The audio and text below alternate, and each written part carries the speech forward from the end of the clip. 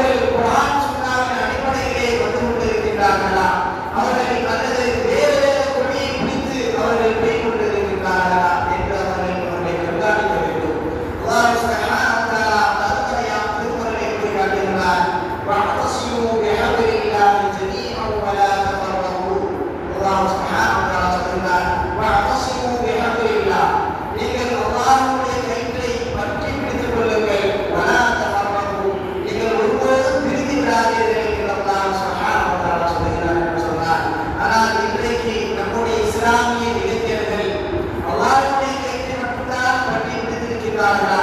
அவர்களுக்கு அல்லாஹ்வுடைய கையில் என்னவென்று கேட்டால் அவர்களுக்கு பதில் இல்லை. ஆனால் அவர்கள் என்ன செய்கிறார்கள்? மற்ற இன்னும் எப்படியெல்லாம் இஸ்லாமிய இளைஞர்களுடைய மூளைகளை செலவு செய்ய முடியுமோ அந்த அளவிற்கு அவர்களுடைய மூளை அவர்கள் வீணாக்கி அவர்கள் வேறு வேறு கொள்கை பக்கம் இந்த இஸ்லாமிய இளைஞர்களை அழைத்து செல்கிறார்கள். அவர்கள்தான் தெரியும், இப்போது நடந்து முடிந்த ஒரு மாநாட்டிலே எப்போது இஸ்லாமிய இளைஞர்கள் அவர்கள் பின்னால் போய்கொண்டிருக்கிறார்கள். அல்லாஹ்வின் தூதர் அவர்கள் யாரை தலைவராக எடுத்து சொன்னார்கள்? உஸ்வத்துல் ஹஸனா, மிகவும் அழகான முன்மாதிரி அல்லாஹ்வின் தூதரை அல்லாஹ் சுப்ஹானஹு வ தஆலா பெருமைப்படுத்தி குர்ஆனிலே சொல்கிறார். ஆனால் அவர்கள் யாரை தலைவராக எடுத்து அவர்கள் யாருக்கு பின்னால் சென்று கொண்டிருக்கிறார்கள்? இவர்கள் இன்றைக்கு எனக்கு வெற்றி தந்து விடுவார்கள், இவர்கள் வந்தால் இந்த நாட்டிற்கு வெளிச்சம் வந்துவிடும் என்று சொல்லி, இவர்கள் வந்தால் இஸ்லாமியர்களுக்கு பாதுகாப்பு என்று சொல்லி இவர்கள் என்ன செய்கிறார்கள்? அந்தந்த யாருக்கு தெரியாது அவர்களுக்கு மனதிற்கு பிடித்தவர்களுக்கு பின்னால் அவர்கள் சென்று கொண்டிருக்கிறார்கள் என்று சொன்னார். அது முதல் உங்களுடைய மஹல்லாவுடைய இளைஞராக இருந்தால், உங்களுடைய மஹல்லாவுடைய இளைஞராக இருந்தால் அல்லாஹ் சுப்ஹானஹு வ தஆலா அந்த மஹல்லாவுடைய தலைவரை நாளை மறுமை அல்லாஹ் சுப்ஹானஹு வ தஆலா கொண்டு வந்து நிறுத்துவார். உன்னுடைய மஹல்லாவிலே இத்தனை இளைஞர்கள் இருக்கிறார்கள், அவர்களுக்கு நீ மார்க்க கல்வியை கற்றுக் கொடுத்தாயா? அவர்களுக்கு சரியான கல்வியை செய்து கொடுத்தாயா என்று அல்லாஹ் சுப்ஹானஹு வ தஆலா கேட்பார். அதனால்தான் ஒவ்வொரு பொறுப்பதாரிகள் அந்த பொறுப்பை குறித்து அவர்கள் விசாரிக்கப்படுவார்கள். ஆனால் அவர்கள் எதை நோக்கி சென்று கொண்டிருக்கிறார்கள்? ஹய்யா அலஸ் ஸலாத், தொழுகை நோக்கி வாருங்கள். ஹய்யா அலல் ஃபலாஹ், வெற்றியை நோக்கி வாருங்கள் என்று அல்லாஹ் அல்லாஹ்வின் தூதர் அவர்கள் தொழுகைக்காக அழைப்பு சொன்னார்கள். அப்படி ஒவ்வொரு நாளும் பள்ளிவாசலிலே அழைப்பு விடப்படுகிறது. ஆனால் எத்தனை இளைஞர்கள் பள்ளியில் இறங்குகிறார்கள்? அவர்கள் பள்ளியிலே வந்து அவருடைய இளமையை கிடைக்கக்கூடியவர்களாக இருக்கின்றார்களா? விவாதத்திலே அவர்களுடைய இளமையை அவர்கள் கிடைக்கக்கூடியவர்களாக இருக்கின்றார்களா? முதல் சப்பிலே பதில் கொள்கையை பார்த்தால் அதிகமான முதியவர்களால் முதல் சப்பிலே இருக்கின்றார்கள் தவிர இளைஞர்கள் மிகவும் குறைவானவர்களாக இருந்து கொண்டிருக்கின்றார்கள். ஏனென்று சொன்னால் அவர்கள் இந்த பள்ளிவாசலோடு தொடர்பை அவர்கள் அதிகமாக ஏற்படுத்திக் கொள்ளவில்லை. ஒரு சமுதாயத்தினுடைய எழுச்சி அவர்கள் ஒரு சமுதாயம் உயர்ந்து வாழ வேண்டும் என்று சொன்னால், இந்த இஸ்லாமிய சமுதாயம் உயர்ந்து இருக்க வேண்டும் என்று சொன்னால் அந்த இளைஞர்கள் சரியான முறையிலே இருக்க வேண்டும். அவர்கள் சரியான முறையிலே இருப்பதற்குண்டான அத்தாட்சி அவர்கள் பள்ளியோடு தொடர்புடையவர்களாக இருக்க வேண்டும் என்று சொன்னால் பல பள்ளிகள் இன்றைக்கு செயலிழந்து எந்த ஒரு மார்க்க கல்வியும் இல்லாமல் இன்றைக்கு எத்தனையோ பள்ளிவாசல்கள் இருந்து கொண்டு இருக்கின்றது. ஆனால் அல்லாஹ்வின் தூதர் ஸல்லல்லாஹு அலைஹி வஸல்லம் அவருடைய காலகட்டத்திலே பள்ளிவாசல்கள் எப்படி இருந்தது? போரினுடைய கைதிகளை பிடித்து வந்த அல்லாஹ்வின் தூதர் அவர்கள் மதீனாவுடைய தூணிலே மஸ்ஜித் நபவியிலே கட்டி வைப்பார்கள். அதிலே கட்டி வைத்த ஒரு நபர்தான் யமாமா நாட்டை சேர்ந்த சுமாமா அவர்கள். யமாமா நாட்டை சேர்ந்த ஒரு மனிதர் சுமாமா ரலியல்லாஹு அன்ஹு அவர்கள். அவர்கள் போரிலே கைதியாக கிடைக்கப்படுகிறார்கள். ஒரு கைதியாக அவர்கள் பிடித்து வரப்படுகிறார்கள். ஒரு கைதியாக அவர்கள் பிடித்து வரப்பட்டு அவர்கள் மஸ்ஜித் நபவியிலே கட்டி வைக்கப்படுகிறார்கள். அல்லாஹ்வின் தூதர் ஸல்லல்லாஹு அலைஹி வஸல்லம் அவர்கள் தொழுகைக்காக வருகிறார்கள். வரும்போது சுமாமாவை பார்க்கிறார்கள். சுமாமாவிடத்திலே கேட்கிறார்கள், சுமாமாவே நான் உன்னை என்ன செய்யணும்? சுமாமாவே நான் உன்னை என்ன செய்ய வேண்டும் என்று ரசூலுல்லாஹி ஸல்லல்லாஹு அலைஹி வஸல்லம் அவர்கள் சுமாமா ரலியல்லாஹு அன்ஹு அவரிடத்திலே கேட்கிறார்கள். சுமாமா அவர்கள் சொல்கிறார்கள், நீங்கள் என்னை கொலை செய்தாலும் அதற்கு நான் தகுதியானவன் தான். நீங்கள் என்னை மன்னித்து விட்டுவிட்டீர்கள் என்று சொன்னால் அதற்குண்டான பொருட்களை நான் உங்களுக்கு தருவேன். நன்றி கொடுக்கிறார் சுமாமா. நீங்கள் என்னை விட்டீங்கன்னா அதற்குண்டான பொருளாதாரத்தையோ அதற்குண்டான செல்வாக்கை நான் உங்களுக்கு தருவேன். அல்லாஹ்வின் தூதர் அவர்கள் அமைதியாக சென்று விடுகிறார்கள். மறுநாள் அல்லாஹ்வின் தூதர் அவர்கள் வருகிறார்கள். மீண்டும் கேட்கிறார்கள். மீண்டும் சுமாமா அதே பதிலை சொல்கிறார். மீண்டும் அல்லாஹ்வின் தூதர் அவர்கள் மூன்றாவது நாளும் வருகிறார்கள். மூன்றாவது நாளும் அல்லாஹ்வின் தூதர் அவர்கள் கேட்கிறார்கள். மீண்டும் அதே பதிலை சுமாமா சொல்கிறார். சொன்ன உடனே அல்லாஹ்வின் தூதர் அவர்கள் சொல்கிறார்கள், சுமாமாவுடைய கைகளை அமைத்து விடுங்கள், அவரை கலட்டி விடுங்கள், அவரை விடுதலை செய்யுங்கள் என்று அல்லாஹ்வின் தூதர் அவர்கள் சொல்கிறார்கள். நேற்று பாருங்கள்,